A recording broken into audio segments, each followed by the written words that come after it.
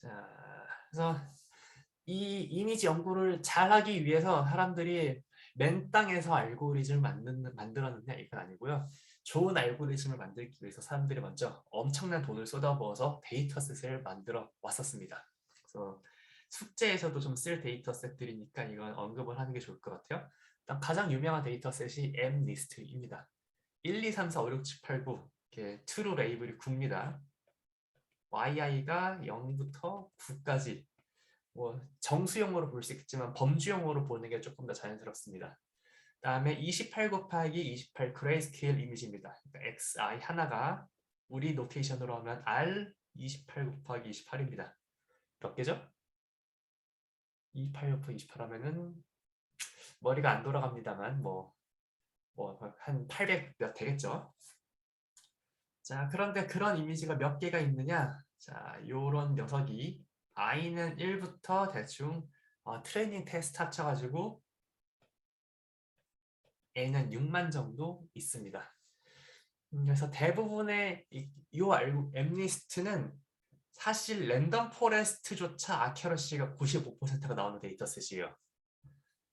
그래서 여기서 어떤 느낌으로 사람들은 엠리스트를 실험하려면은 내가 만든 알고리즘이 최대한 헛소리는 아니다라는 걸 보장하기 위해서는 엠리스트에서 95% 이상의 성능이 나와줘야 됩니다. 자, 그다음에 그 생물 연구하시는 분들은 이 생명체의 가장 그 생명체의 생명 현상의 그 본질을 잘 연구하기 위해서 그 본질을 모두 담고 있는 초파리를 많이 연구를 한다고 하더라고요. 그래서 엠니스트 데이터셋은 이 이미지 데이터셋의 초파리다 이렇게 생각해도 되겠습니다. 그래서 엠니스트에서 잘 작동한다고 해도 더 복잡한 데이터셋에는 작동하지 않을 수 있어요. 그래서 대부분의 그 연구하는 사람들이 그러니까 대학원에서 무슨 지도학습을 연구하는 사람들이 나 엠니스트에서 98% 얻어서 박사학위 받았어. 근데 이제 그 직장 가면은 듣도 보도 못한 데이터셋 만나가지고 다들 고생을 하기 시작합니다. 다음에 저거는 너무 쉬운 데이터셋이라서 알고리즘 연구를 위한 좀 더 복잡한 데이터셋이 필요할 것 같아라는 사람들의 그 생각이 쌓이면서 점점 더 샘플 사이즈가 커지고 그다음에 피처 개수 많은 데이터셋이 릴리즈가 되기 시작합니다. 물론 여전히 yi는 또 10개의 범주가 있는 10개 데이터셋이고 이거는 사이퍼 10 데이터셋이라고 부르고 보통의 숙제에서 이 데이터셋을 가장 많이 쓸 예정입니다. 역시 트레이닝 이미지, 테스트 이미지 5만 개, 1만 개씩 있고요. 근데 여기는 각각의 데이터셋 하나가 32 by 32 RGB 이미지입니다. 즉 무슨 말이냐? XI를 하나 로드를 해요. 그러면은 32 by 32 by 3 이렇게 생겼습니다. 자, 그래서 만약에 전체를 5만 개를 동시에 불러온다 그러면은 5만 바이 32 바이 32 바이 3 텐서를 통째로 불러오시게 될 가능성이 커요. 그 다음에 5만 개로는 부족하지 않냐, 10개 클래스로는 부족하지 않냐, 그래서 클래스의 개수를 100개로 늘린 사이퍼 10 100 데이터셋이 있고요. 그 다음에 오히려 어려워졌습니다. 여기는 클래스마다 사이퍼 10 데이터셋은 클래스마다 5,000개씩 있는데요. 사이퍼 100 데이터셋은 데이터셋의 이미지의 개수가 변하지 않기 때문에 클래스마다의 이미지의 개수는 훨씬 줄었습니다.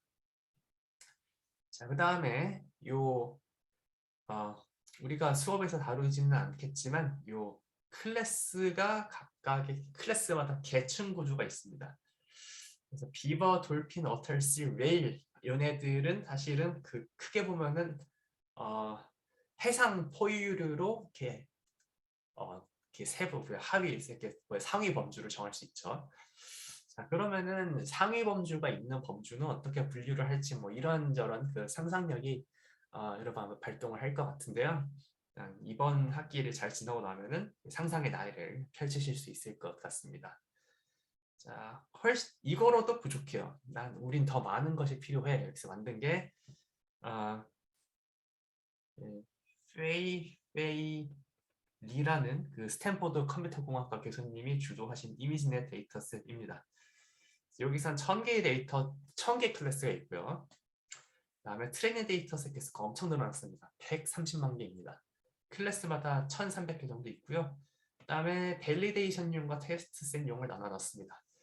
자, 그래서 트레이닝용으로는 우리의 그 훈련기를 만들고 F hat X를 만들고 새로운 X 대응 나왔을 때 Y hat을 대응시킬 대응 규칙을 130만 개로 만들고 내가 테스트할 알고리즘이 한두 개가 아니죠. 여러 가지 알고리즘의 그 성능들을 비교할 때 5만 개의 데이터셋을 쓰면 되고요. 그래서 알고리즘 1, 2, 3, 4, 5 이렇게 한 수많은 알고리즘들 중에서 베스트를 골랐어. 그래서 내가 이 베스트를 나의 알고리즘을 밀 거야 하고 컴퓨테이션이 딱 내면은 한번 진짜로 너희가 한 번도 본 적이 없는 걸로 채점해 줄게. 그 테스트 이미지가 10만 개가 있습니다.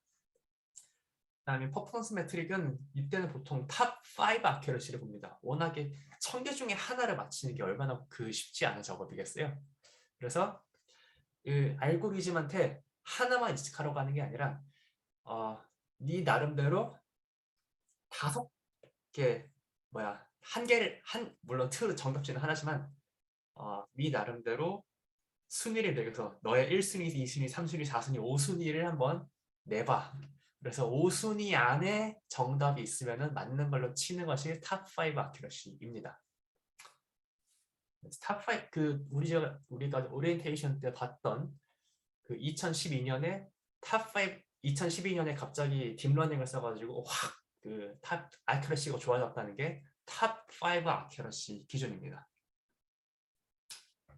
자, 그다음에 자, 네, 뭐 이렇게 마이너하게는 카테고리가 1000개가 아니라 22,000개도 있고 그다음에 더 큰 이미지 사이즈도 있는데 256 x 256이면은 장난 아닙니다. 이 뭐야 256 x 256 이미지면은 물론 우리의 스마트폰 기준으로 보면은 요 화면에서 한 요 정도밖에 안 되는 작은 이미지긴 한데 생각보다 GPU한테 힘든 녀석입니다.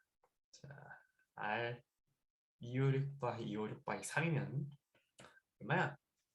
65,536에 3이니까 한 20만 정도 될 거예요. 자, 20만 정도.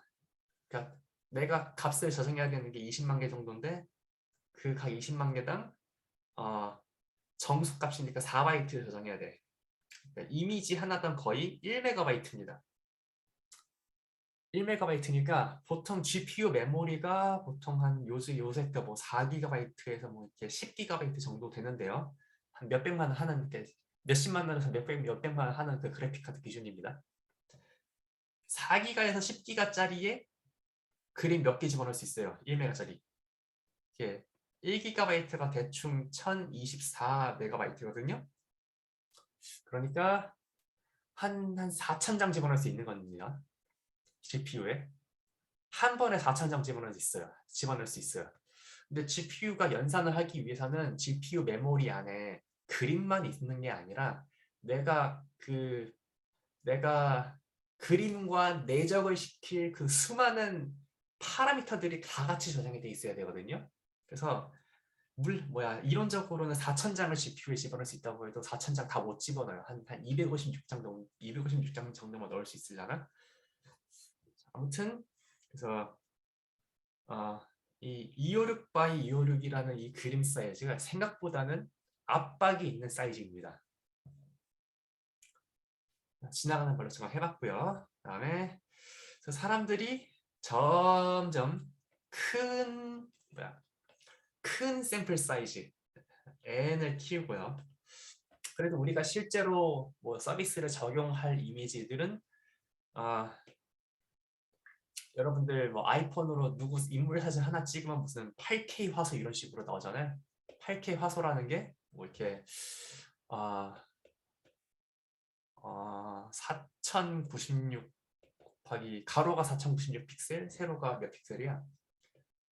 1920 픽셀인가? 아무튼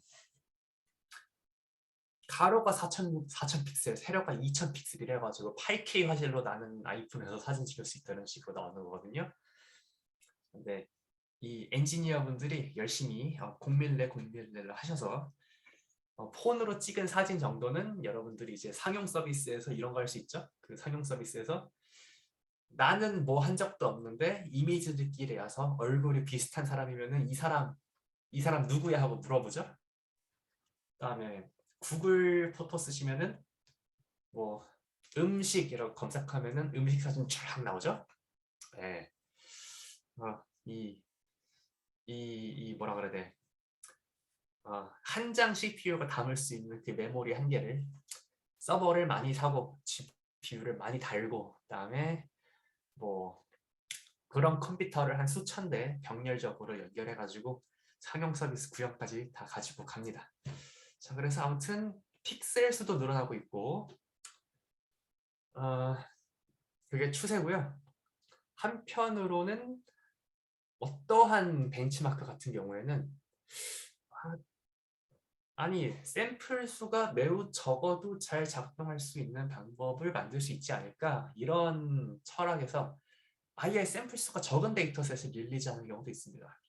그래서 카테고리마다 이미지가 20개밖에 없는 데이터셋을 벤치마크용으로 릴리즈한 사람들도 있습니다.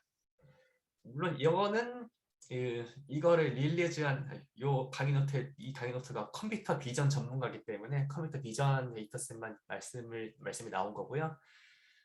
이게 한 2015년 정도까지의 데이터셋이고 이제 이후에 여러분들이 아시다시피 인공지능 연구를 하기 위해서는 좋은 양질의 데이터셋이 많이 필요하다라는 게 계속 그 강조가 되다 보니까 우리나라의 AI-hub.or.kr 같은 데서도 데이터셋을 많이 모아놨고요. 그다음에 정부가 주도하지 않아도 뭐 사기업들이나 연구소들에서 어떤 연구용으로 좀 데이터셋을 릴리즈하는 일들이 상당히 많아졌습니다.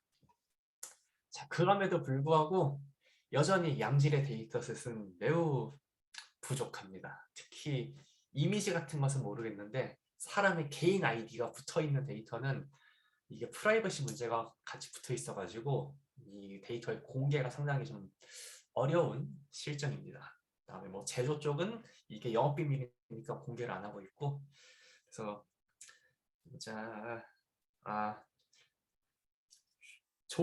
좋게 좀 포장을 하자면은 취업을 하면은 훨씬 아주 재밌는 데이터셋이 아마 많이 있을 겁니다. 자, 그다음에 K-니얼슨 네이버 얘기 잠깐 나왔었죠. 그래서 여기는 우리가 핵심적으로 했었으니까 제가 패스하고요. 요거 홈워크 1의 그 랩 2에 K-니얼슨 네이버 코드 짜는 파트 있습니다. 코드 짜는 파트에 상당히 도움이 될 만한 힌트가 이미 안에 이 강의 노트에 있습니다. 그래서 잠깐만 그 K-니얼슨 네이버의 핵심 개념 환기하면서 이 코드 볼게요. 자, 어떤 니얼슨 네이버를 어떤 그 분류기를 클래스로서 정의하고자 한다면은 자, 트레인 단계에서는 여기는 선형 방법에서는 되게 길게 쓰겠을 텐데 지금 당장은 X랑 Y, 뭐 N by D 매트릭스 들어오고 N by 1 들어오면은 얘를 잘 기억을 하고요. 새로운 뉴 샘플이 들어왔을 때 중요한 게 뭡니까? 뉴 샘플이 들어왔을 때 자, 뉴 샘플과 기존에 있었던 내가 트레이닝 셋으로 받은 녀석과 뭘 해야 돼? 거리를 잘 계산해야 되죠?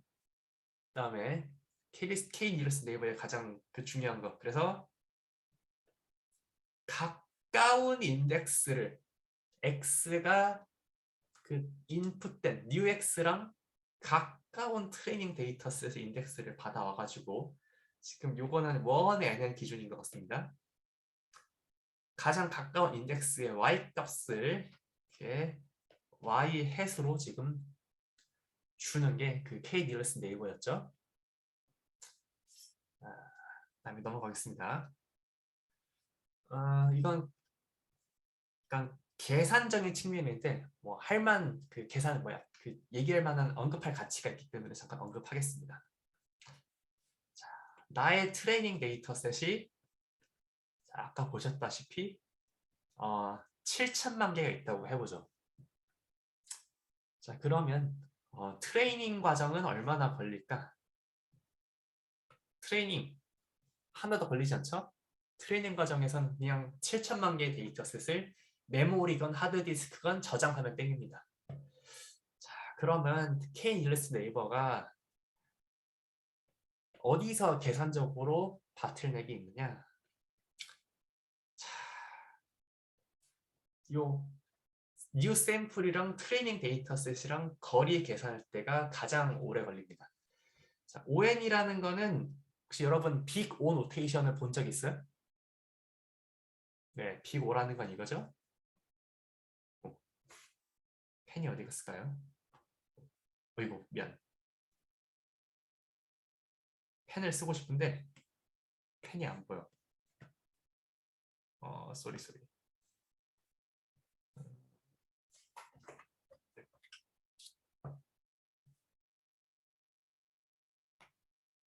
오케이.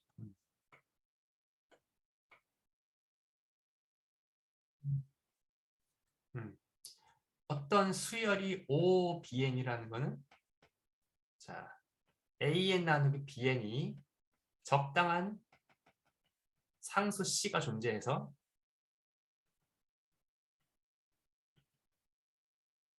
C1, C2가 존재해서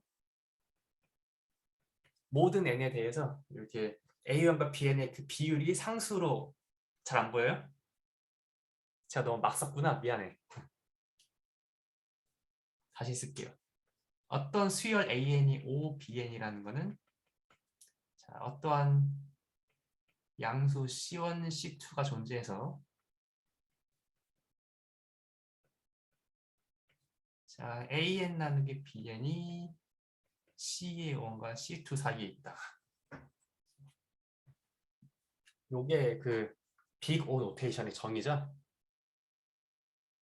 다음에 더 좀 써야 될 얘기 있기는 해요. 그러니까 어떤 그다음에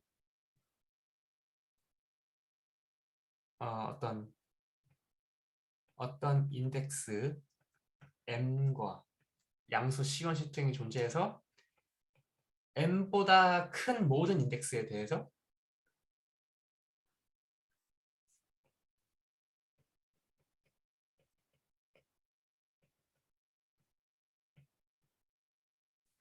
이 말은 뭐냐면은 그 수열의 맨 처음 경향은 무시해도 괜찮다는 거고 이 수열이 n이 크면 언젠가는 요 둘의 비율이 어떤 상수 범위로 들어온다. 이게 지금 요 빅 O 노테이션의 정의입니다. 빅 O 노테이션을 쓰는 이유는 C1과 C2를 신경 쓰고 싶지 않을 때 대충 그냥 요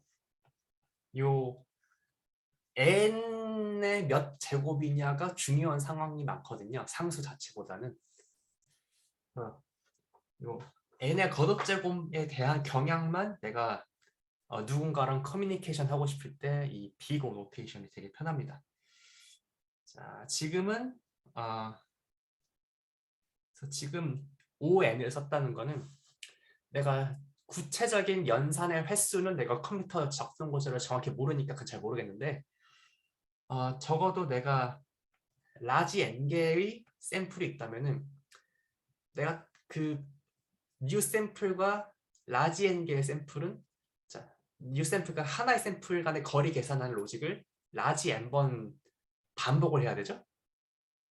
그래서 나의 그 거리 계산 로직을 라지 n번을 반복을 해야 된다는 걸 강조하기 위해서 빅오 노테이션을 썼습니다. 그래서 다른 말로 하면은 지금 n이 800만 개면은 800만 개의 샘플과 거리를 계산해야 돼요. 자, 이게 뭐 말이 800만 개지 내가 0.1초에 한 번씩 사용자의 사용자의 어떤 니즈를 처리해야 되는 어떤 내가 시스템 운영하는 사람의 입장이라면은 누가 오든지 800만 번 내 컴퓨터에서 계산을 돌려줘야 돼. 얼마나 이렇게 헤비하겠어요. 유저가 만약에 한 1000명이 아니고 10만 명, 1000만 명이라고 생각하면은. 그래서 요거는 적어도 트레이닝 샘플의 개수에 의존하는 알고리즘은 우리는 별로 원할 것 같지 않습니다. 자, 이게 여기 지금 요 최근 접육 방법의 단점 중에 하나네요.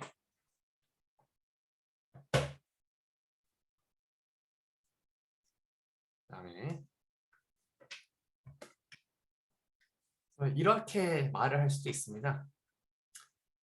우리가 트레이닝이 느린 건, 그러니까 요 훈련 자료를 이용해 가지고 훈련 자료를 미리 가공해 두는 거는 우리가 뭐 그건 할 수 있어. 그거는 뭐 그리고 실제로 서비스를 한다면은 나의 모델을 실시간으로 계속 업데이트할 필요는 없거든요. 뭐 한 달에 한 번 아니면 일주일에 한 번 업데이트를 해놔서 프리즈를 하면 돼. 근데 프리즈가 된 모델에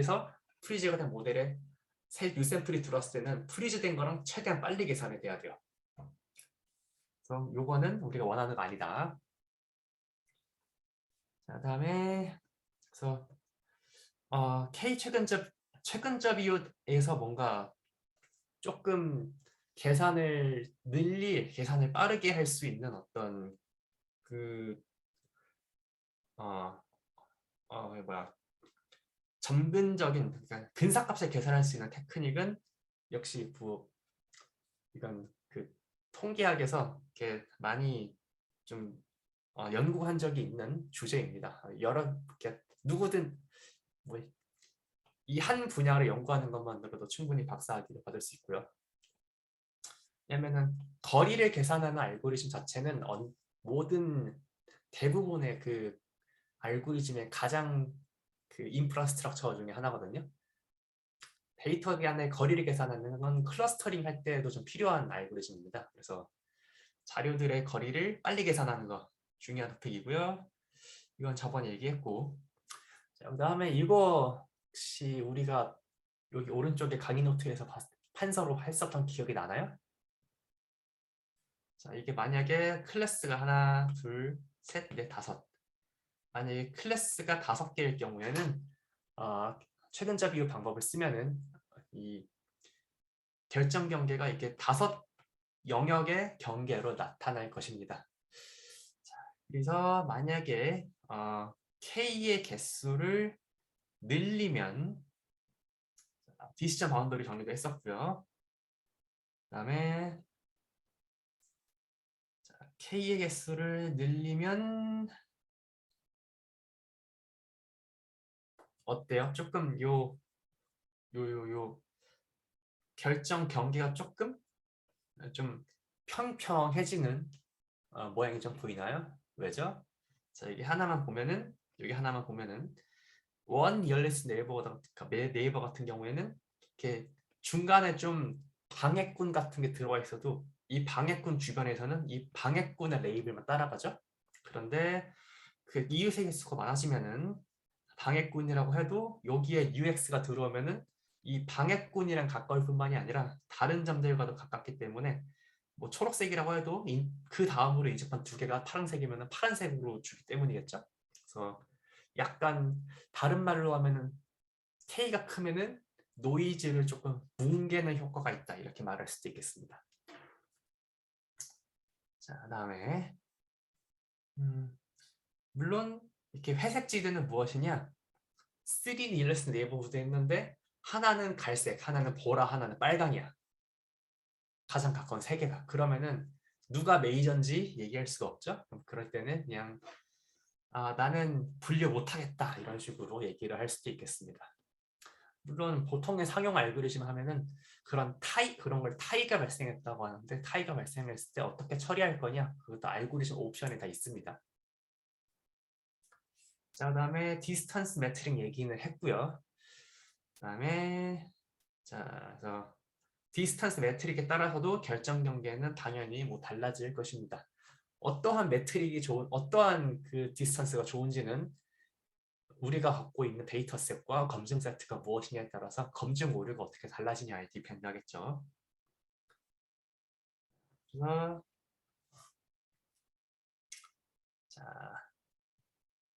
x 간의 거리를 잘 정의하면 인간이 판단하건대 비슷한 성질의 개체를 좀 모아주는 효과가 있을 수는 있습니다. 아까 로우 픽셀 간 거리는 안 좋댔죠. 로우 픽셀 간 거리는 안 좋은데 잠깐만 뒤에 나와 있는데 미리 얘기를 했습니다. 로우 픽셀 간 거리는 안 좋은데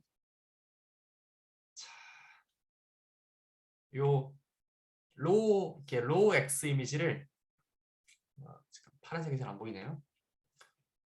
로우 X 이미지를 어떤 뉴럴 네트워크에 집어넣어가지고 fx를 끄집어내요. fx가 뭔지는 나중에 얘기하죠. 조금 아는 분을 위해서 미리 얘기하자면은 그 보통 뉴럴 네트워크 하면은 맨 마지막에는 이제 이게 개다 고양이다 판별을 하는데 개다 고양이다 판별을 하기 직전에 마지막 레이어 값도 있잖아요. 마지막 레이어 값을 일종의 피처라고 생각을 하는 사람들이 많아요. 이 x에 대응되는 이 마지막 레이어의 값을 이 그림마다 다 마지막 레이어의 값이 있잖아요. fx1, fx2, fx3, fx4 가지고 이 마지막 레이어 깃 값들이랑 가까운 거를 가지고 오니까 픽셀 값은 전혀 다른데 상당히 의미적으로 비슷한 것들을 가지고 오더라. 이게 사람들이 좀 실험적으로 신기해하는 내용입니다. 이건 뭐 과학적으로 밝혀진 것은 아니고요.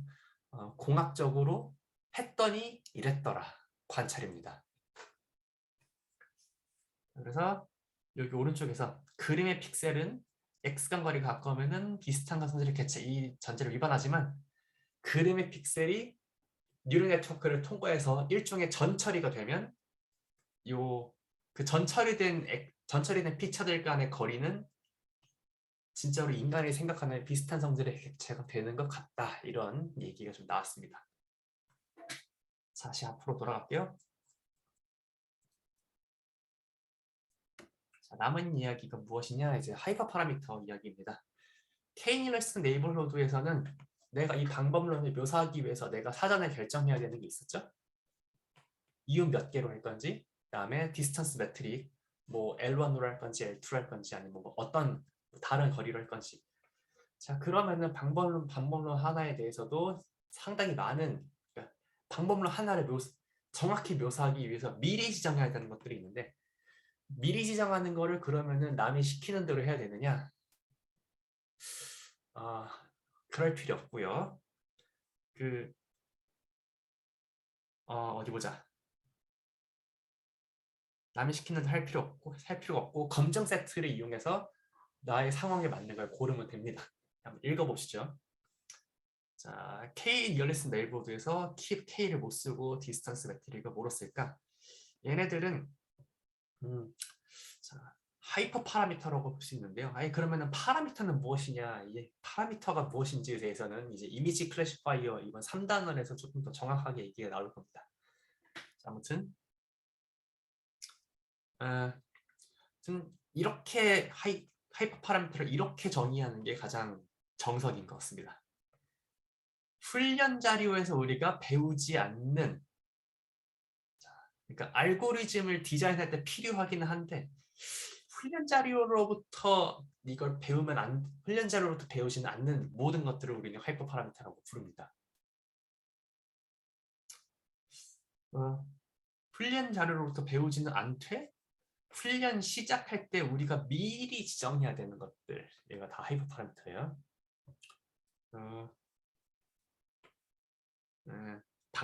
이게 지금 뭐 이렇게 어떤 정론적인 정의를 딱 갖고 있는 것보다 우리가 이제 방법론을 공부하면서 이 방법에는 하이퍼 파라미터가 뭐냐 이런 식으로 공부를 하다 보면 이 하이퍼 파라미터라는 것이 무엇인지에 대한 감이 좀 잘 잡힐 것 같아요. 자, 그래서 최종의 하이퍼 파라미터는 없고요. 언제나 프로블럼 디펜던트합니다. 그래서 모두 트라이를 하고요. 우리의 데이터와 태스크에 잘 워크하는 걸 골라야 합니다. 그래서 이게 자 그러면은 이게 나중에 얘기 날 건데 출발선은 뭐가 정했냐? 여러분들이 어떤 머신러닝 태스크를 지도학습 태스크를 한다고 하면은 반드시 그 분야에 그 키 페이퍼들이 있습니다. 뭐 NLP를 하신다고 하면 NLP의 그 키 페이퍼들이 있겠고, 컴퓨터 비전을 하신다면 컴퓨터 비전의 키 페이퍼가 있겠고, 정형 자료라고 하시면은 정형 자료 중에서도 뭔가 뭐 이렇게 뭐 금융 도메인의 페이퍼 아니면은 제조 도메인의 페이퍼 다 있습니다. 그러면은 다른 거 할 필요 없이 일단은 그 도메인의 그 도메인의 인용수가 많은 페이퍼의 하이퍼 파라미터 세팅을 출발점으로 잡는 게 국룰이고요. 그다음에 이거는 그 그다음에 거기서부터 조금씩 이렇게 미세 조정해 나가시면 됩니다. 그래서 심지어 똑같은 네트워크 구조라고 해도 이게 그 문제마다 설정이 달라요. 그래서 뭐 이렇게 뭐 텐서플로우 KR 같은 커뮤니티 가보면은 아니면은 되게 유명한 교수님들의 페이스북 포스팅을 봐도 이미지 데이터셋에는 SGD를 쓰면 안 되더라. 요 데이터셋은 아담이 먹히더라. 근데 분명 똑같은 트랜스포머 구조인데 이미지에서는 아담이 먹히고 만약 NLP를 할 때는 아담이 전혀 안 먹히더라. 이런 얘기들이 막 오갑니다. 되게 그러니까 매우 앞서 나가고 매우 경험이 많은 연구자들조차 그 뭐가 베스트인지에 대한 뭐라 그래야 돼? 어떤 룰을 가지고 있진 않아요. 다만 그 룰을 찾아 나가는 손맛을 많이 갖추고 있죠. 그걸 보통 경험이라고 하죠. 그래서 우리도 검증 세트를 잡아서 찾아 나가입니다. 자, 그러면은 내가 갖고 있는 데이터셋을 전부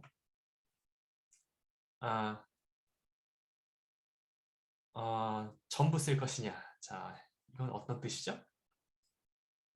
자, 내가 트레이닝에 썼던 데이터셋으로 이렇게 원 니어리스트 네이버를 맞췄어. 그러면은 요 데이터셋 자체를 요 핏의 평가에 쓰겠다는 거예요. 그러면은 원 니어리스트 네이버가 언제나 퍼펙트 핏입니다. 그래서 내가 트레이닝에 썼던 데이터 이렇게 쓸게요. 트레이닝에 썼던 데이터를 또 그 오류 계산했으면은 늘 트레이닝 데이터셋에 완벽히 적합되는 방법론만 베스트로 고를 거예요. 자, 좀 더 나은 아이디어가 뭐냐면 훈련에 사용된 적 없는 데이터를 뺀 다음에 요거로만 훈련에 쓰시고 요 녀석으로 검증 오류를 재는 게 더 나은 아이디어고요. 만약에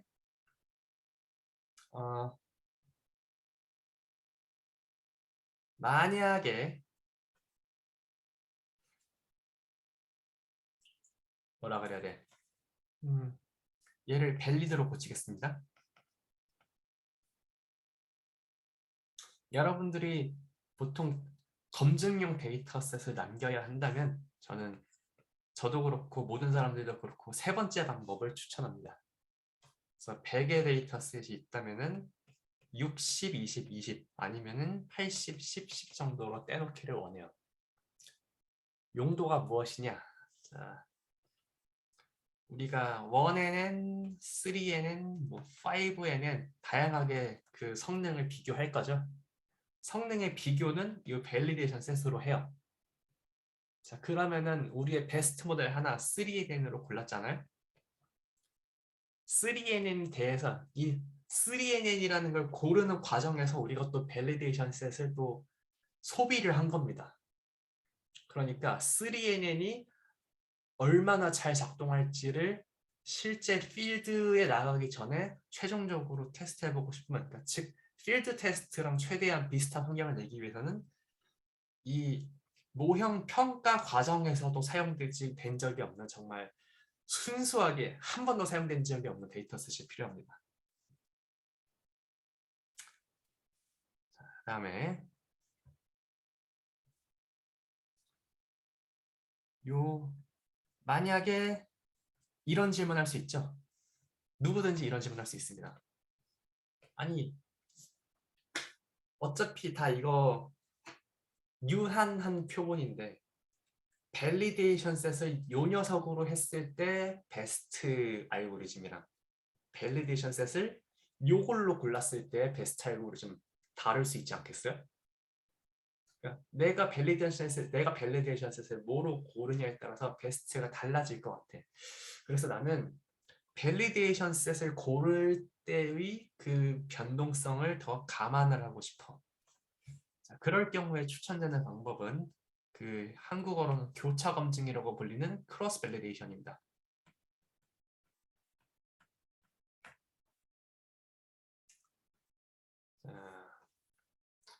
자, i가 1번부터 100번까지 있다면요. 1000번까지 있다면요. 자, for k in 뭐 내가 5fold 크로스 밸리데이션 한다라고 하면은 아, 자, 테스트 셋 200개 남긴다고 해요. 그래서 800개를 가지고 160개씩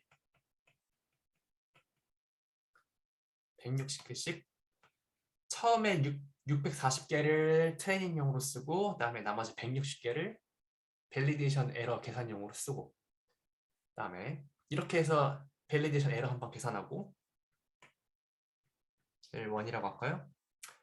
그다음에 이번에는 480번 자 481번부터 640번까지를 밸리데이션 셋으로 하고 1번부터 800번 중에서 481번부터 640번까지 제외하고는 전부 트레이닝 셋으로 써요. 그러면은 또 이 4번 이 폴드 481번부터 640번까지의 데이터셋을 이용해서 계산한 검증률을 벨2 이런 거 계산할 수 있겠죠?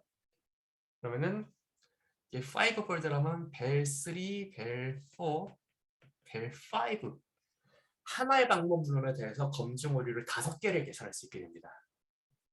자 그러면 어떻게 되겠어요?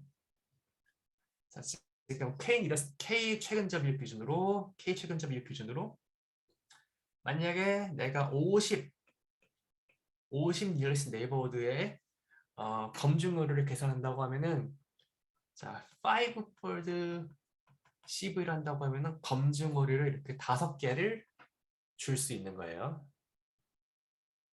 그래서 검증 오류 하나만 있는 것보다는 검증 오류 5개 평균 내가지고 평균적인 검증 오류, 그러니까 검증 아큐러시구나. 평균적인 검증 아큐러시가 가장 좋은 녀석을 뽑는 아이디어 생각보다 할만하겠죠. 지금 요거는 여러분들이 그 랩2에서 실제로 뽑으실 수 있는 플랫입니다. 랩2가 사이팔 10 데이터셋에서 K 최근접 이웃이랑 그다음에 크로스 밸리데이션을 그 하드 코딩으로 디벨롭 해가지고 요 베스트의 그 이웃 개수를 찾는 알고리즘을 찾는 게 숙제거든요. 어, 아, 아마 그 숙제를 잘 완료했다면은 베스트 아큐러시가 대충 28% 근처에서 나올 겁니다.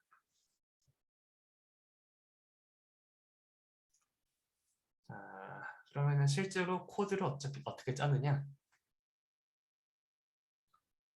자, 요 트레인 밸리데이션 테스트는 어땠어요? 내가 만약에 i가 1번부터 1000번까지가 있다고 하면은 내가 셔플링을 잘 했다는 전제 하에는 뭐 인드 트레이는 뭐 이렇게 톨치점 뭐야 텐스하고서 이렇게 이제 보자 톨시점 텐서에서 등차 수열을 아마 쓸 수가 있을 겁니다. 등차 수열을 생성할 수 있을 텐데 아무튼 등차 수열 생성해가지고 0번부터 599번 하고 인드 언더바 벨 하면은 600번부터 799번 하고 인덱스 테스트 그래서 800부터 뭐 999 이렇게 한 다음에 자 내가 만약에 x라는 녀석이 n by d고 y라는 녀석이 n by p예요. 아니 n by 1이에요. 그러면은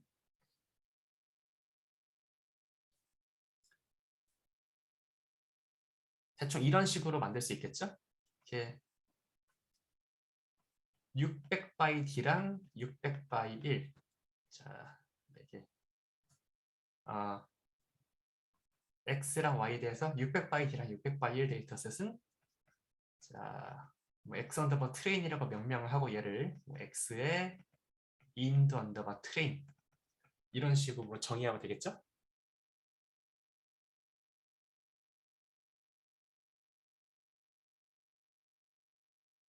여러분 동의해요? 자, 물론 어, 대개의 경우 우리의 데이터셋은 행들이 충분히 잘 섞여 있지 않습니다. 그래서 제가 추천드리는 방법은 일단 0부터 999, 0부터 n짜리를 한번 미리 셔플을 시켜요. 네, 뭐 이렇게 정확한 함수는 기억이 안 나는데 뭐 이렇게 인드 셔플 이렇게 한번 하고 뭔가 그 톨치 명령어가 있을 거예요. 그러면 그 톨치 명령어를 먹이면은 이렇게 엔터 치시면은 뭐 이렇게 리턴으로 막 601, 603, 400, 485 이런 식으로 이렇게 길이 1000짜리 0부터 999짜리 정수가 랜덤하게 셔플된 이 길이 1000짜리 벡터를 먼저 만들고 요 벡터에서 0번째부터 여기 벡터에서 0번부터 599번 인덱스를 인드 트레인으로 쓰고 마찬가지로 이 벡터에 뭐 600번부터 800번까지를 트레이닝 인드 언더바 벨 그다음에 800번부터 999를 인드 테스트 이런 식으로 쓰면 잘 섞어서 트레이닝 밸리데이션 테스트를 나누는 걸 할 수 있을 겁니다. 자, 그러면은 크로스 밸리데이션 어떻게 하느냐? 인드 셔플이 있다고 해요. 그러면은 CV는 자, 먼저 인드 셔플을 잘 정의를 하시고요. 그다음에 이건 사람에 따라 자기 습관에 따라 달라가는 게 저는 이렇게 합니다. 인드 셔플로 이렇게 길이 1000짜리 셔플 해놓고요. 인드 테스트로 대충 인드 셔플에서 뭐 800땡 전체 해가지고 20%를 미리 떼놔요. 저 같은 경우에는.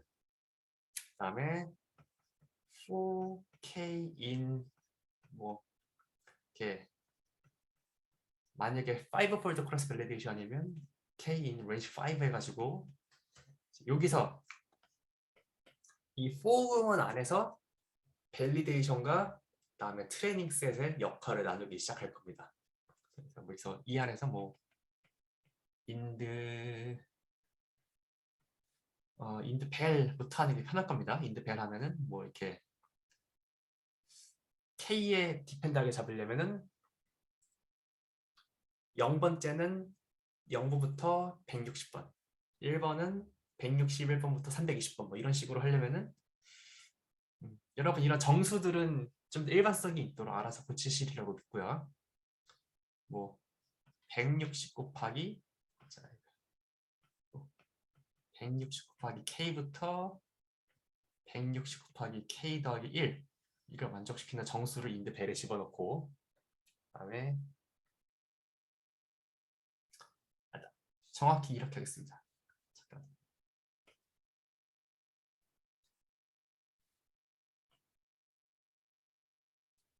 여기까지만 하고 쉴게요. 인드벨은 인드 셔플 가로 열고 이 안에 들어갈 거는 160 곱하기 K번부터 160 곱하기 K 플러스 1번 전까지. 자, 그 다음에 그러면은 인드 트레이는 어떻게 잡으면 되겠어요? 집합 기호 같은 거 쓰면 편합니다. 인드 트레이는 그 전체 인드 셔플에서 인드 테스트도 아니고 인드 벨도 아닌 녀석 이렇게 잡으면 되겠죠. 그래서 파이토치나 아니면 파이썬에 그 차집합 연산 있으니까 인드 셔플에서 자, 차집합 하십시오. 인드 뭐 벨도 인드 벨 차집합하고 그다음에 또 이 녀석에 대해서 인드 테스트 또 차집합하면은 인드 트레인 자연스럽게 가지고 올 수 있고요. 그래서 이제 이 인덱스만 있다면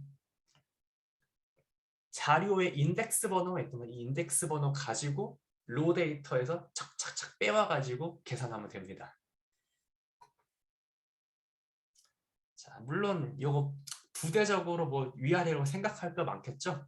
폴드마다 뭐 검증 오류 같은 거 저장하는 어떤 객체 같은 거 있어야 되고, 그다음에 폴드마다 검증 오류 다 저장한 다음에 그 폴드가 5개니까 5개의 검증 오류를 평균내는 코드 이런 것도 필요하겠죠. 그렇지만 음, 어, 본질적으로 필요한 거를 좀 위주로 말씀을 드렸습니다. 4시까지 쉬었다가 수업 계속 재개하겠습니다.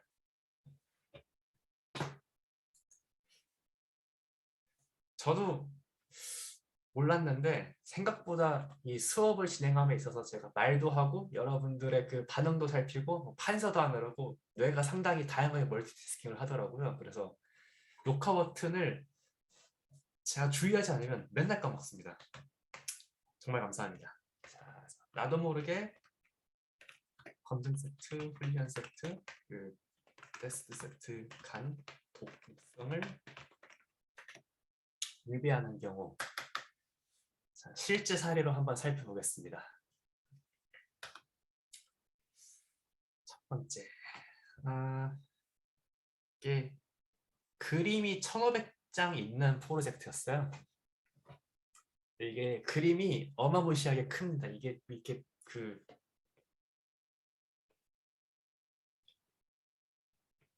머신 비전이라고 개고양이를 분류하는 것이 아니라 불량품을 이 비전에 기반해 가지고 검사하는 알고리즘들이 상당히 많이 상용화가 됐습니다. 특히 그러면은 이게 여기 이 불량품 그림은 정말 초고해상도 카메라거든요. 그래서 이게 막 3000 바이 3000 픽셀 이런 거는 이렇게 부지기수입니다. 그럼 사람들이 이거 1500장 이렇게 3000 바이 3000은 GPU 하나에 넣기도 너무 용량도 크고 샘플 사이즈도 너무 적고 하니까 이거 이렇게 제품 하나 있으면은 이 제품을 좀 얘를 격자로 넣어놔가지고 3000 바이 3000을 뭐 150 바이 150 40장으로 400장으로 자르는 거예요. 맞아요?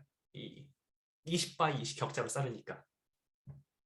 자, 그럼 400장으로 잘랐어요. 그래서 나는 이제 n이 1500 곱하기 400이니까 몇 키야? 60만 개 데이터를 가지게 됐어.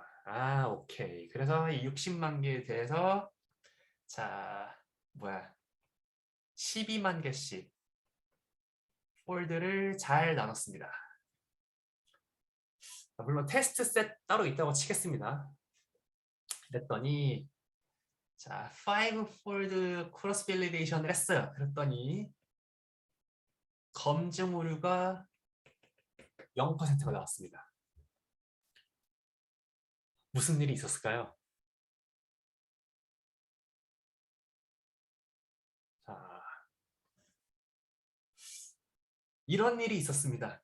자, 이게 400장씩 요런 게 지금 1500개가 있는 거죠.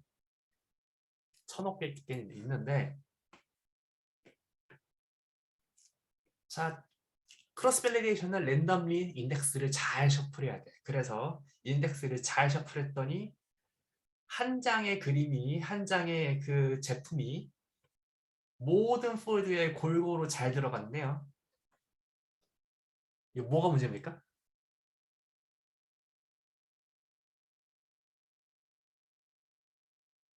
자, 사실 이 1500장의 사진은 물론 공장이니까 세팅이 매우 비슷할 텐데 이 시간마다 그림 뭐야 광의 조도가 다를 테고 그다음에 그든 이 눈에는 잡히지 않는 그림 제품 간의 불량 양품 여부 말고도 이 그림 자체에 수많은 변동들이 언제나 사진 안에 들어 있거든요.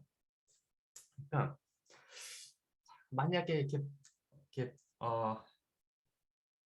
이렇게 나눠서 들어가 있으면은 자, 얘가 만약에 밸리데이션 다섯 번째 폴드가 밸리데이션 셋이라고 치겠습니다. 그러면은 이 불량품의 잠깐 뭐라 그래야 돼? 이 밸리데이션 셋에 있는 불량품을 불량품으로 예측하는 게 진짜로 스크래치가 있어서 불량품으로 예측하는 게 아니라 이 불량품에 있었던 패치랑 다른 패치들이 갖고 있는 조도 정보 있잖아요. 조도 정보 같은 걸로 이 녀석을 너무 쉽게 예측을 해버리는 겁니다. 어, 짧게 해서 이거를 좀 롱스토리를 숏하게 얘기하자면 이 상황에서 5포드 크로스 밸리데이션 하려면 어떻게 했었어야 되느냐, 아예 그림들끼리 사진들끼리 전혀 겹치지 않도록 먼저 300장씩 나눈 다음에 그 다음에 400개의 패치로 잘랐어야 됩니다.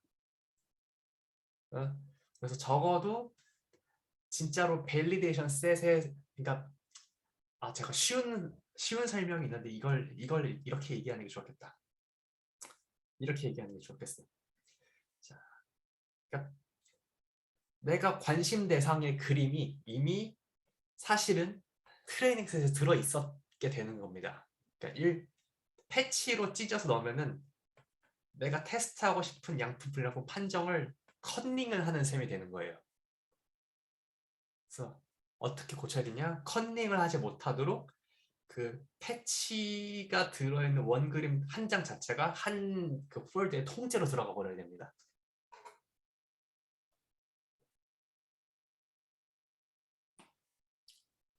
자, 이게 뭐 실제로 이것 때문에 큰 사고가 난 건 아니고 미연에 그 미연에 그 연구하는 과정에서 이 검증 세트가 자꾸 0%가 나오네요. 이렇게 검증 오류가 0%가 나오네.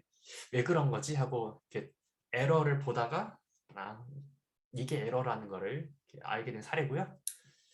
그다음에 이거는 여러분들이 조금 더 그러니까 이거는 어 여기 요 프레임워크에는 정확히 맞지 않는 이야기일 수 있는데 두 번째 사례 자료에 시계열성이 있는 경우. 자, 여러분들이 호갱노노나 다방 아니면 직방의 데이터 분석가라고 합시다. 자, 그래서 나한테는 수많은 그 아파트 거래 내역이 있어요. 거래 내역이 있는데 내가 지금 서비스하는 거는 2022년 3월 16일 시점이죠. 그러니까 유저가 눌렀을 때 대충 요 물건의 거래 가격으로 예상되는 건 대충 이 정도 이렇게 얘기를 할 겁니다. 자 그러면은 여기까지가 지금 내가 3월 15일까지의 자료로 트레이닝을 한다. 제 베스트 원을 선택한다고 하면은 트레인과 완벽하게 틀린 건 아니야. 약간 정답이 있는 건 아니긴 한데 트레이닝 셋과 밸리데이션 셋을 이런 서비스에는 어떻게 나누는 게 좋을까요? 내가 테스트하는 건 현 시점.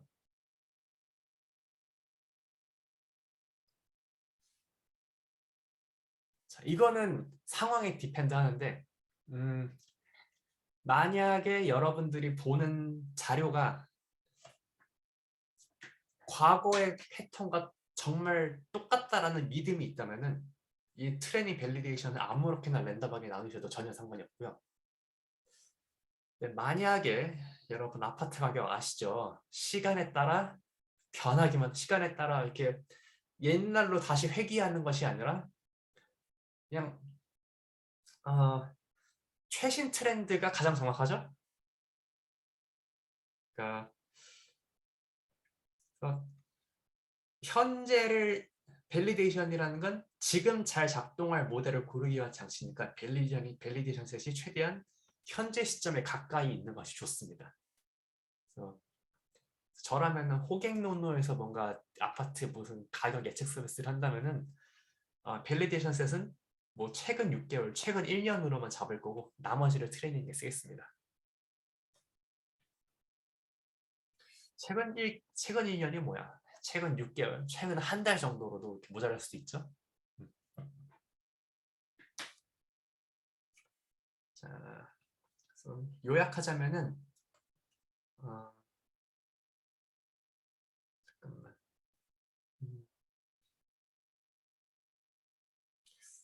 타이틀을 독립성을 위배하는 경우라고 하면 조금 조심스럽네요.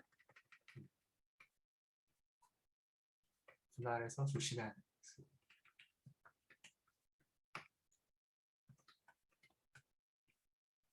1번은 뭐라고 해야 되나?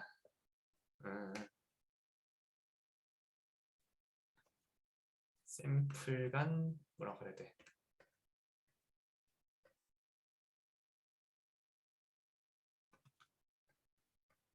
수준 위계가 있는 경우라고 할까요? 그 다음에 여기 샘플에 시계열선이 있는 경우.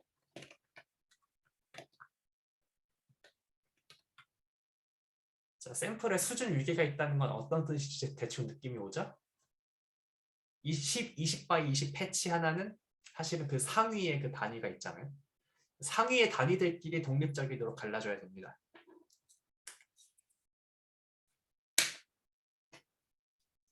그 다음에 이제 정리를 하고 넘어갈게요. 자, 그럼에도 불구하고 K 최근자 비교 방법을 쓰는 이유는 있습니다. 그 첫 번째 그러니까 장점이 뭐냐면은 이거는 용어입니다. Universal Approximation이 K-니엘슨 네이버 방법의 가장 중요한 성질이에요. Universal Approximation, Universal 하면 보통 뭐죠? 뭐 이렇게 기저 현상에 상관없이 보편적으로 적용된다라는 보편적으로 적용되는 법칙을 해설할 때 Universal이라는 말을 많이 쓰죠. Universal Approximation이라는 건 K 최근자 비율이 보편적으로 무엇이든 근사할 수 있다는 뜻입니다. 자, n이 무한대로 가면 대소의 법칙이죠. n이 무한대로 가면 자, KNN 기반으로 라인이 피팅하면은 어떠한 함수건 다 피팅을 할 수가 있습니다. 예를 들어서 자, 이제 잠깐 이런 모형을 한번 이렇게 실제 데이터가 이렇게 생겼다고 해봐요. yi가 fxi 더하기 랜덤 오류 엡실론 i라고 생각을 해봅시다.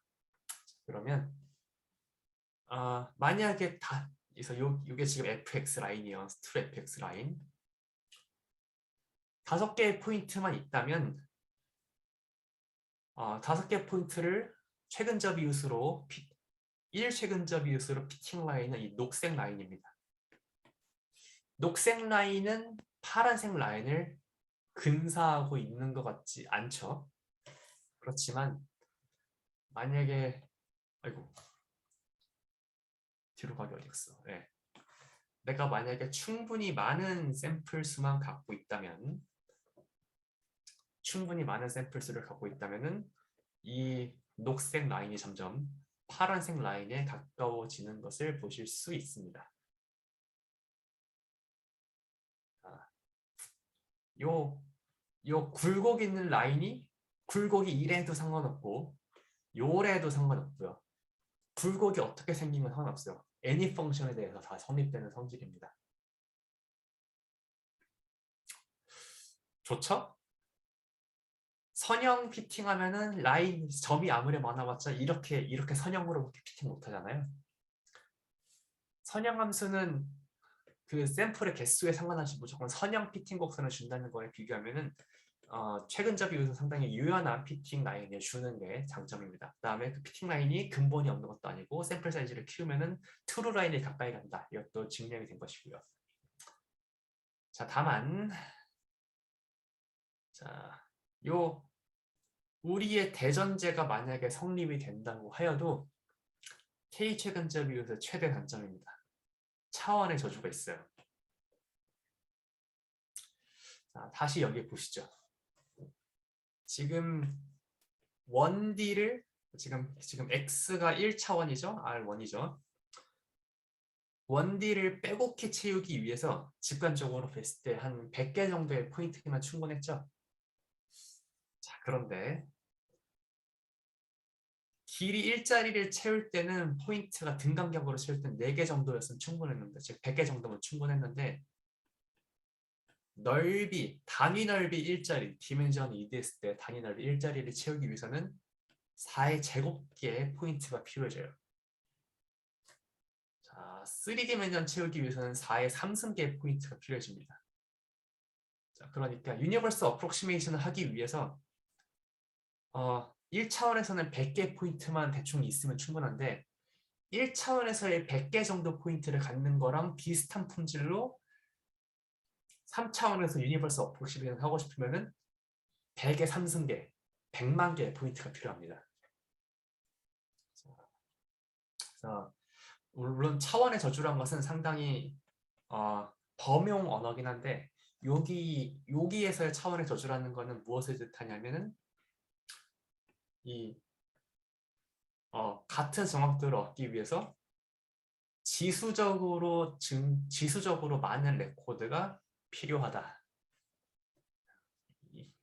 이게 지금 여기서 말하는 차원의 저주입니다. 그럼 이 차원의 저주는 근본적으로 뭐 때문이냐면은 거리 기반하는 방법이라서 그래요. 이게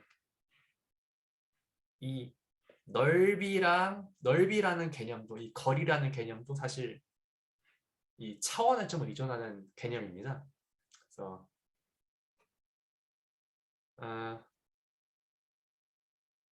어디 봐. 이 차원이 클수록 점들을 더 빼곡하게 채워야 되는 이유가 요 유클리드 거리의 정의랑도 약간 좀 상관이 있어요. 이 얘기까지는 디테일하게 들어가지 않겠습니다. 아무튼 차원의 저주는 거리 개념이 들어간 임의의 지도학습 방법에서 무조건 작동하는 원리입니다. 자, 이게 어디에서 정의되느냐? 그러니까 다른 지도학습 말고 클러스터링 같은 걸 하신다.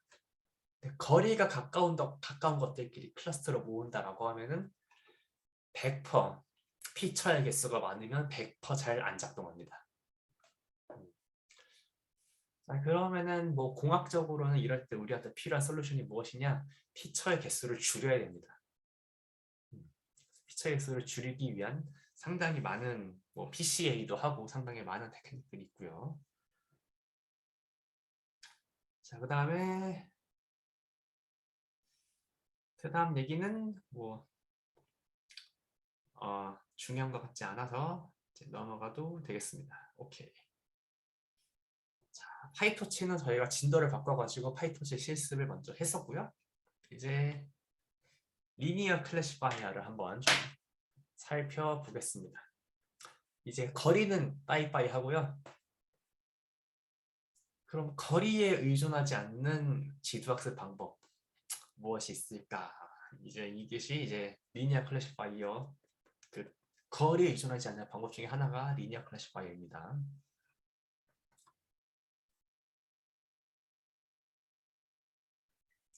자, 그래서 여기도 컨텐츠를 이렇게 좀 준비를 했습니다. 여기는 여기 렉처 노트에서는 선형 분류부터 설명을 하고 있어요. 근데 우리가 보통 표준적인 그 교육과정에서 이 분류보다는 선형 회귀가 조금은 더 쉽거든요. 그래서 선형 분류로 나가기 위한 그 빌딩 블록으로 선형 회귀를 먼저 하겠습니다.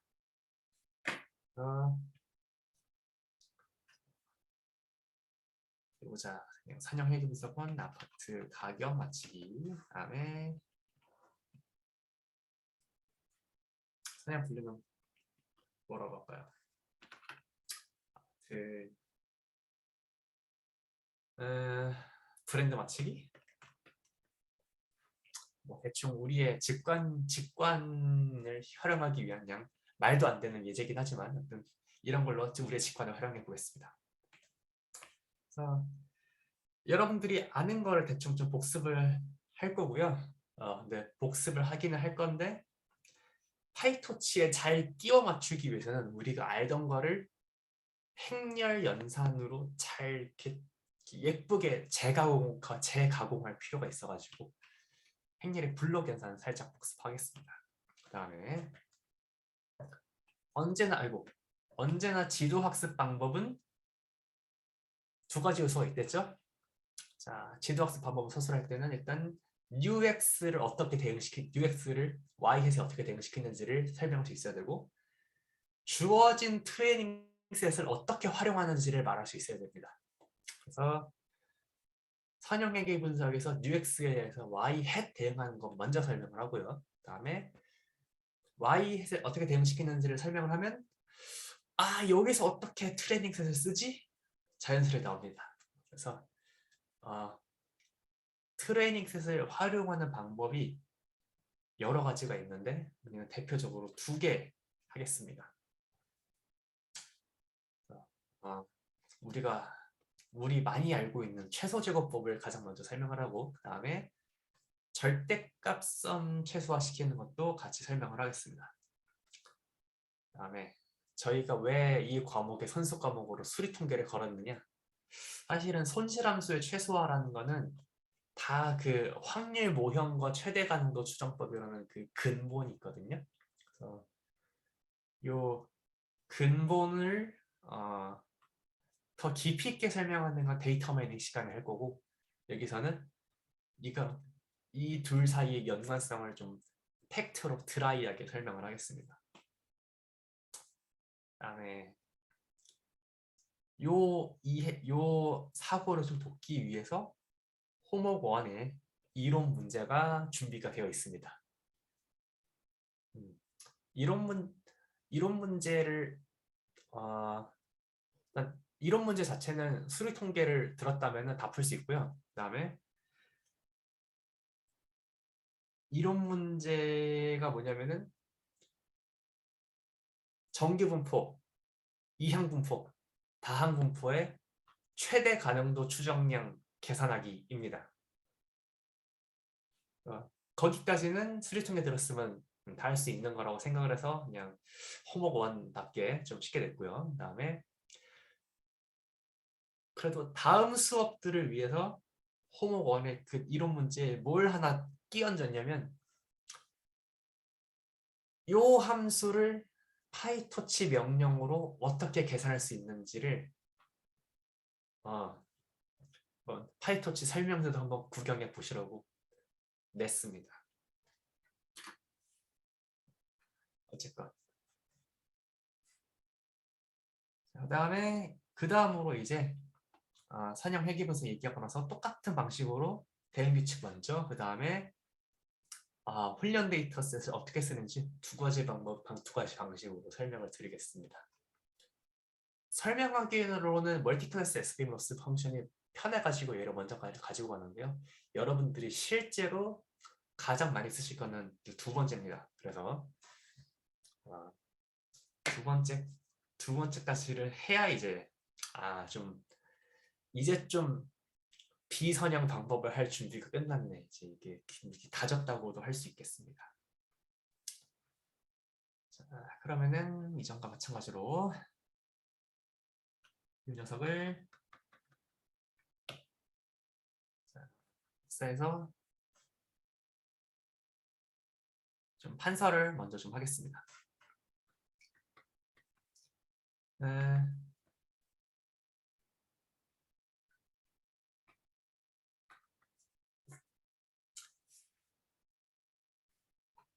여러분 행렬의 볼록 연산이라는 말을 들어본 적 있어요? 아마 들어본 적이 없다고 하더라도 여러분들이 은연중에 하고 있었을 거예요. 그거를 그냥 약간 리마인드 하는 겁니다.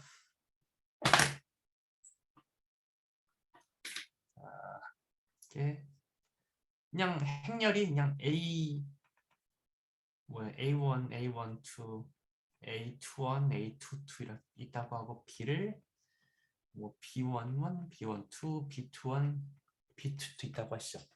이 정도 글씨 크기 괜찮아요? 네. 그럼 너무나 잘 알죠? A, B 어떻게 됩니까?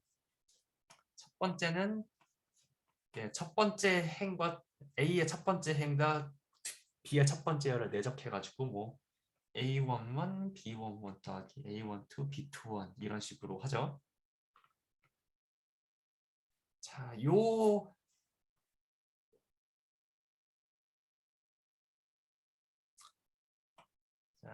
그럼 팩트입니다.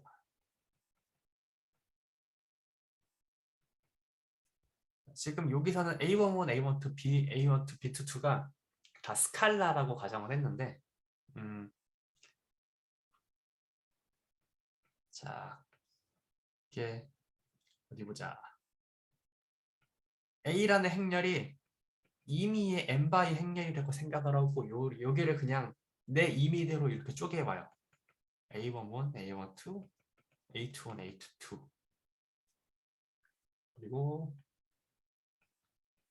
B도 n바이 뭐 이렇게 Q라고 하고서 B11, B12, B21, B22라고 하죠.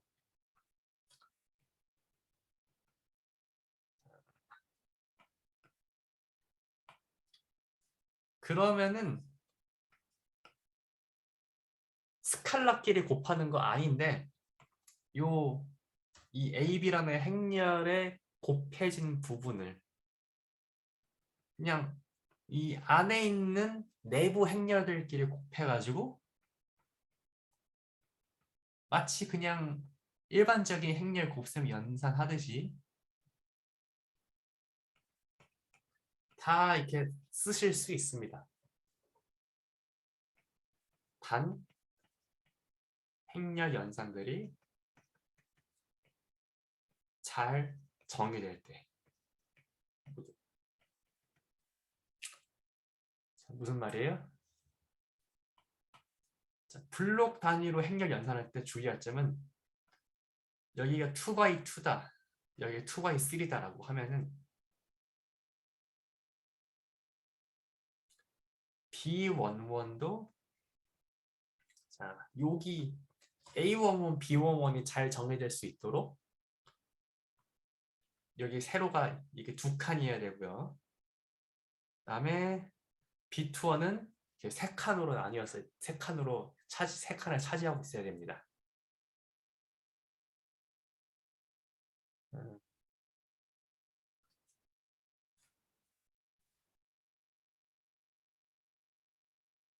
제가 너무 당연한 말한 것 같죠?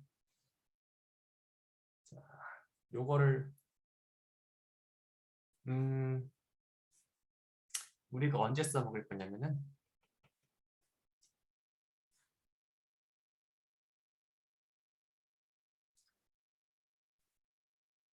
이런 거 한번 해볼까요?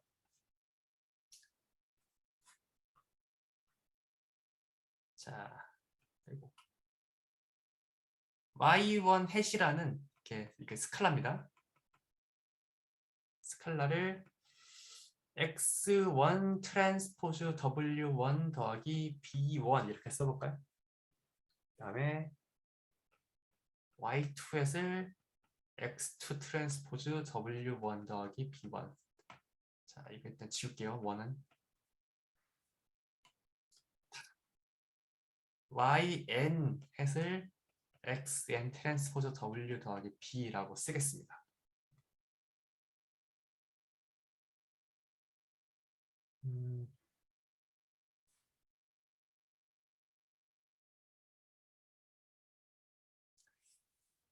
얘 혹시 이렇게 쓸 수 있겠나요?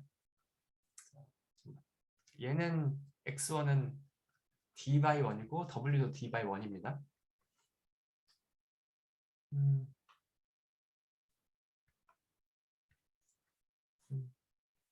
y 햇이라는 벡터를 y1 햇부터 yn 햇이라고 할게요. 왼 좌측을 우측과 같이 쓸 수 있어요. y 햇이라는 n by 1 벡터를 이런 식으로 쓸 수 있겠죠? x1 트랜스포즈 w, x2 트랜스포즈 w, xn 트랜스포즈 w 더하기 b 다 b 이렇게 쓸 수 있겠죠? 자, 그런데 요 블록으로 쓰는 철학을 한번 잘 생각해 보면은 여기 첫 번째를 이렇게 쓸 수 있어요. 자, 요런 꼴이 나오게 하려면 어떤 행렬곱이 있으면 요 꼴이 나와요. 어떤 행렬꼴이 있으면 요게 나오죠? 약간 거꾸로 생각하는 거긴 한데 x1 트랜스포즈 xn 트랜스포즈 곱하기 w 더하기 b 이렇게 있으면은 위에 거 나오지 않나요? 자, 위에 아래랑 호환되나요? 호환이 됩니다. 잘 생각해 보면은 x1 트랜스포즈라는 녀석 자체가 1 by d죠. 그다음에 w라는 녀석이 d by 1이거든요. 그래서 이 녀석 행렬곱들이 다 이렇게 잘 정의가 되기 때문에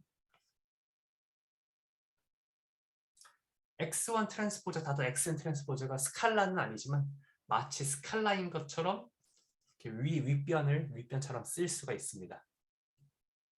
그래서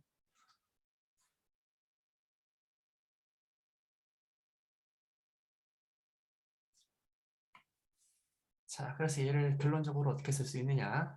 만약에 X라는 매트릭스를 보통 얘를 디자인 매트릭스로 부르고요. 디자인 매트릭스를 첫 번째 레코드를 이렇게 가로로 뉘어가지고 쫙 넣어. 그다음에 두 번째 자료를 가로로 이어서 쫙 넣어. 이렇게 쫙. 그다음에 n번째 자료까지 가로로 이어서 쫙 넣어요. 얘로 n by d 매트릭스를 만들어요. 그러면은 이를 x 그다음에 x w 더하기 그다음에 얘는 어떻게 쓸까? 1이라는 벡터를 원모모 이렇게 둬요. 모든 구성성분 1인 벡터 얘를 1이라고 하면은 b 곱하기 1 이런 식으로 쓸 수 있겠죠? 자, 벡터를 강조하기 위해서 벡터에는 밑줄을 긋겠습니다.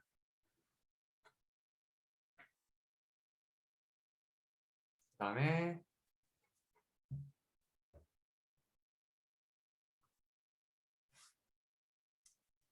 우리는 여기서 한 발짝을 더 나갈 겁니다.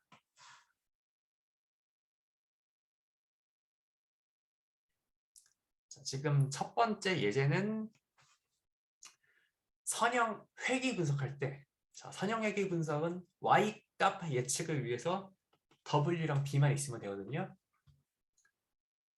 그런데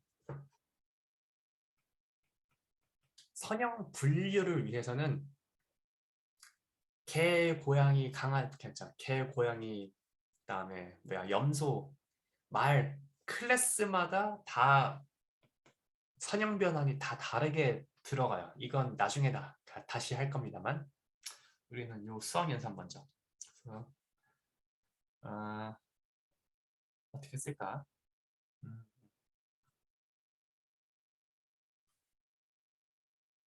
음, 음.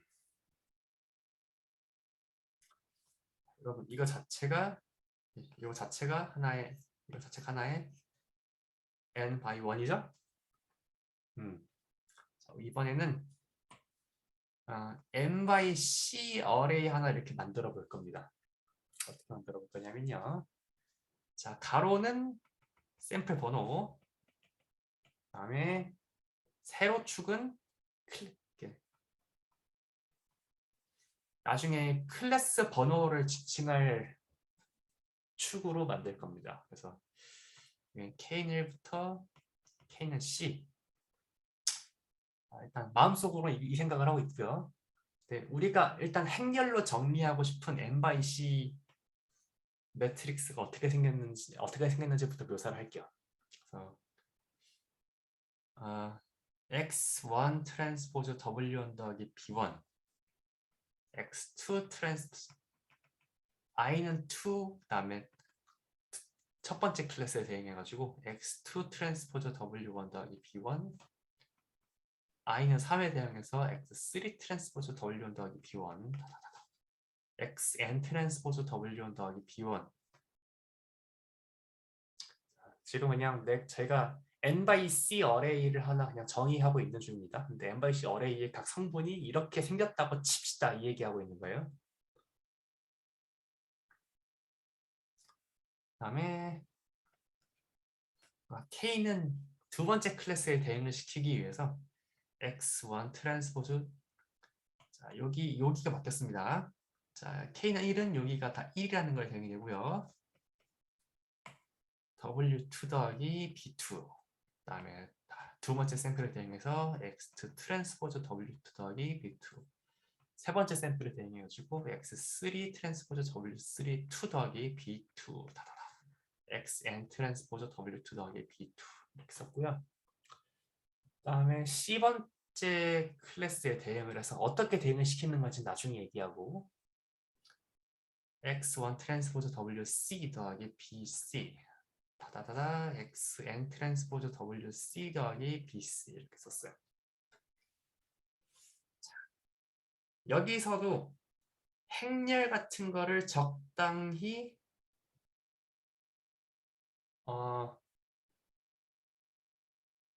정의해가지고 얘를 이렇게 복잡하게 쓰지 말고 MIC 요 연산을 한 큐에 나타낼 방법이 있을까요?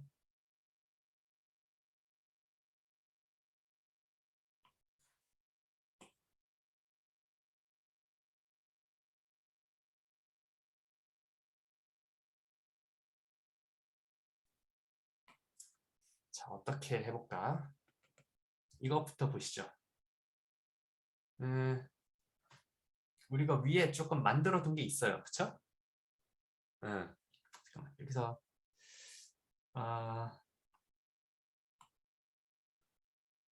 각 xi는 rd고요. 그다음에 w들도 d기맨저널이고 bk는 실수입니다. 자, 위에 만들어둔 거를 참고하면은 이렇게 쓸 수 있겠네요. 여기는 xw1 더하기 b1 1, xw2 더하기 b2 1, xwc 더하기 b1 bc 곱하기 1. 아이고, 벡터가 이거 이은영 되겠죠? b는 스칼라고.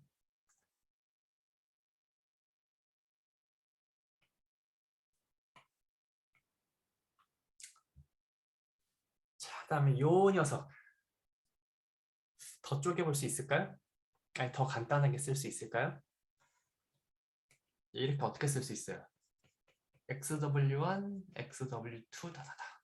XWC 더하기 B11, B21 다다다. BC1 이렇게 쓸 수 있죠?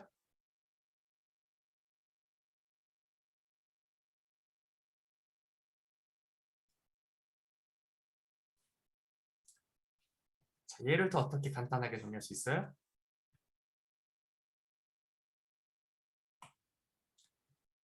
음, 여러분 X랑 W가 모두 스칼라였다고 생각해봐요. 스칼라였으면은 얘를 이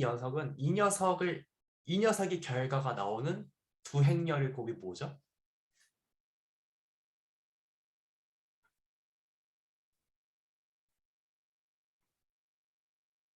자, X랑 W가 모두 스칼라였다면은 이거 아니에요?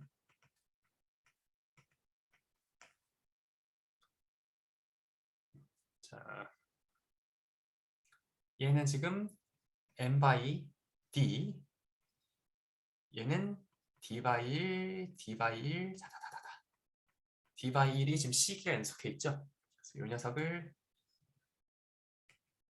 w라고 둔다면, 이렇게 d by c 행렬인 w라고 둔다면은 이렇게 좌측은 xw라고 쓸 수 있겠네요. n by d 행렬과 d by c 행렬의 곱으로요.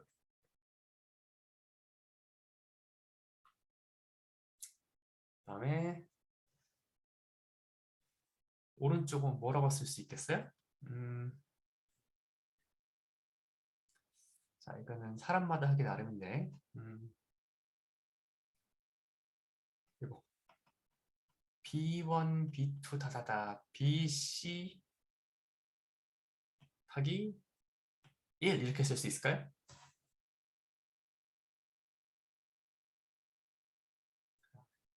1 벡터라는 녀석은 어,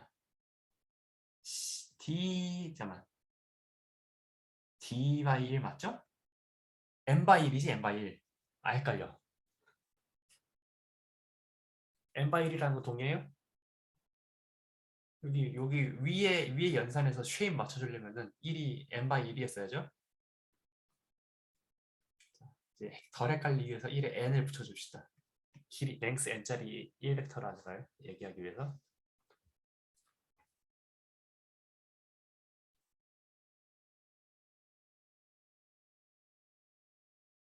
어,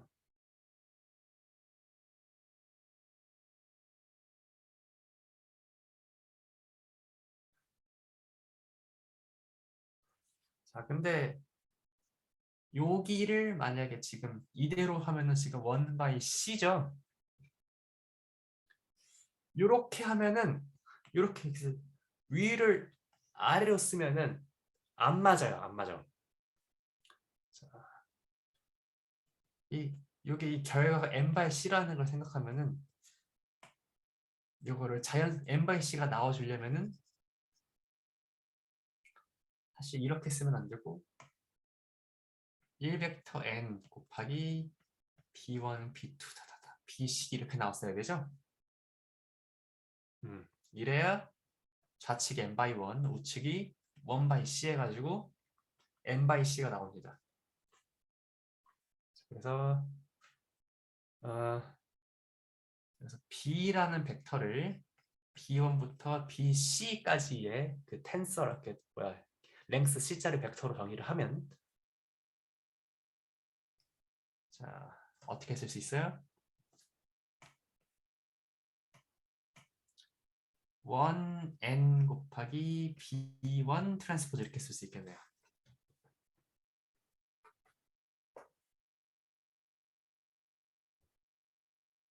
곱하기는 행렬 곱이고요.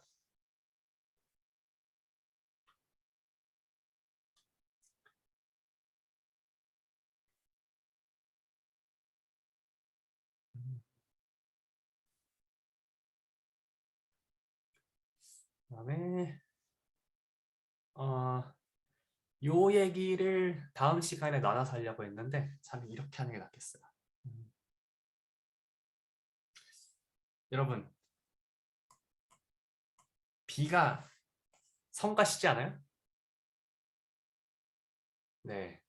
근데 보통 여러분들이 뭐 회계 분석을 조금 배웠다면은 y는 x 베타 더하기 입silon 이렇게 쓰지 앞에 이렇게 뭐 이렇게 b y 절편 더하는 거 안 붙어 있잖아요. 자, 요 녀석을 요 우리의 자료 행렬에 자연스럽게 집어넣을 방법이 있을까요?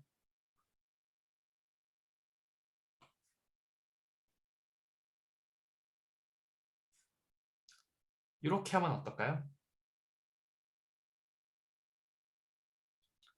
자, 얘를 잠깐 밑으로 이것까지 하면은 수업 끝날 것 같습니다.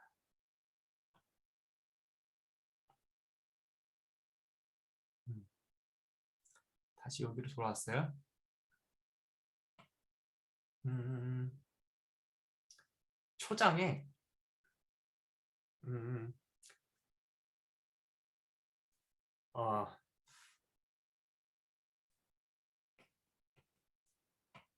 이런 거 한번 생각해 봅시다. 자, x, xi 틸다라는 벡터를 새롭게 정의할 거예요. 어떻게 정의할 거냐면은 어차피 가로로 이어서 얘기를 합시다. 어, x1 틸다를 xi 틸다를 이렇게 쫙 놓고서 한 칸에 더 붙여서 1 이렇게 만들어주는 거예요. 그러면은 그러니까 얘는 xi는 d 플러스 1 곱하기 1이고 그다음에 w라는 w 틸다라는 녀석도 이렇게 정의할 거예요. 자, 트랜스포즈를 쓰는 거는 세로로 쓰기 귀찮아가지고 그냥 가로로 쓰겠다는 뜻이에요. 어, W는 W 다다다다 W D까지 있고 마지막에 마지막 성분이 B인 녀석을 이제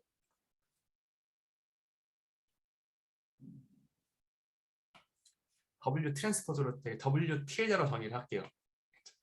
얘는 W 틸다도 D 플러스 1 곱하기 1.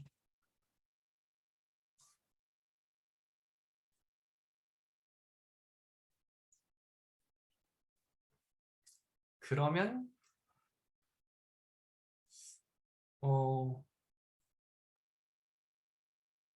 다시 여기를 어떻게 쓸 수 있냐? X1 트랜스포즈 더 W 더하기 B는 어떻게 쓸 수 있냐? X1 틸다 트랜스포즈 W 틸다 이렇게 쓸 수 있죠?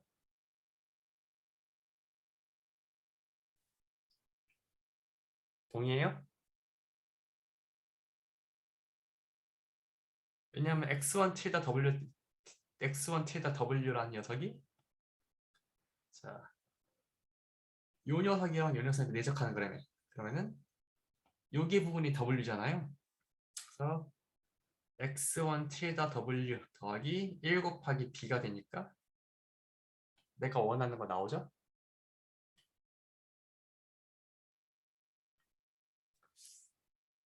그러면은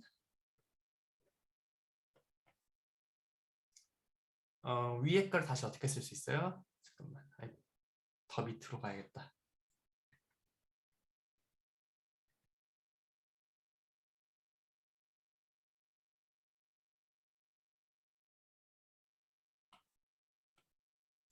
자, 지금 안 돼. 잠깐만.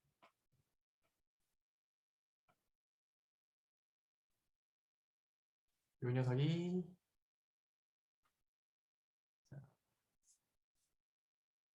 음, 다시 쓰면은 y1부터 yn 해시 다시 어떻게 쓸 수 있어요? x1 t다 트랜스포즈 w t다 다다다 xn t다 트랜스포즈 w t다 이렇게 쓸 수 있겠죠? 그래서 만약에 자, 자료 행렬을 이렇게 애초에 자료 행렬을 마지막 칼럼에 1을 다 집어넣어. x2 트랜스포즈, xn 트랜스포즈 마지막 칼럼에 1을 집어넣어가지고 n 곱하기 d 플러스 1 행렬을 만들고 그다음에 사실 그냥 w라는 녀석도 다시 이렇게 재정의를 해요. 그냥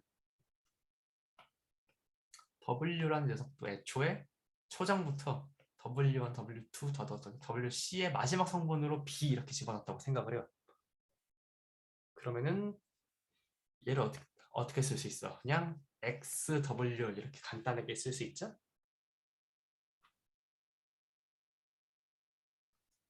자, 그래서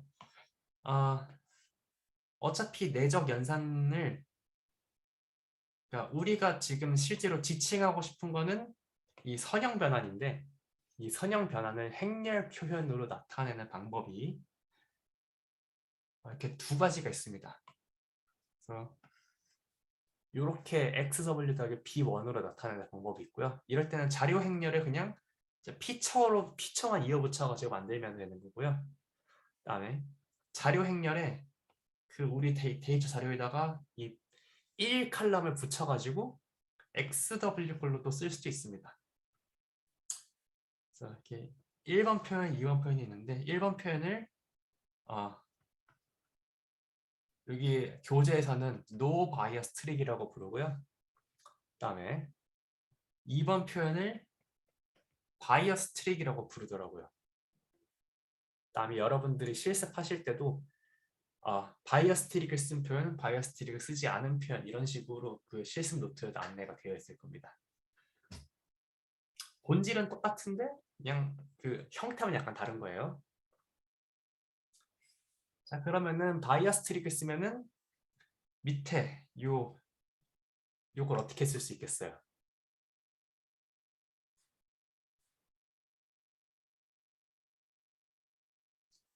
자, 만약에 바이어스 트릭을 써가지고 이거 하고 진짜 마칠게요. 자, 자료 행렬 x를 x1 트랜스포즈 닫아 xn 트랜스포즈 라스트 컬럼 1을 다 집어넣어요. 그다음에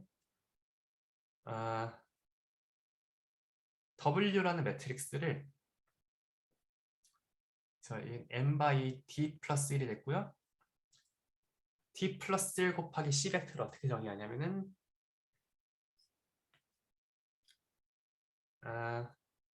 W1 촥, W2 촥, WC 촥 있는데 마지막 줄에다가 B1, B2, BC 이렇게 집어넣어요. 그러면은 요 윗줄에 쓴 식을 다시 그냥 XW라고 쓸 수 있죠? 물론 여기서 X는 N 곱하기 D 플러스 1이고 W는 D 플러스 1 곱하기 C입니다.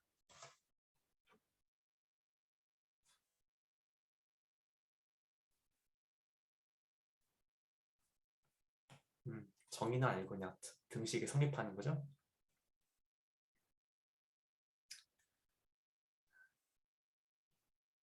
이게 파이토치랑 이게 로스 펑션을 가지고 우리가 이론적으로 배운 거 가지고 파이토치로 직접 짜려고 하면은 이 매트릭스 연산으로 옮기는 게 가장 짜증나고 귀찮은 과정입니다. 그래서 요 매트릭스로 정리하는 연산을 지금 같이 한번 좀 연습을 해봤고요. 그다음에 연습했을 뿐만이 아니라 요거를 계속 우리가 수업 내에 써먹을 거고요. 다음 시간에 이제 선형 회계 분석과 선형 분류 리뷰하겠습니다. 질문 있으시면 편하게 남아서 하시면 되고요. 공식적인 수업은 이것으로 마치겠습니다.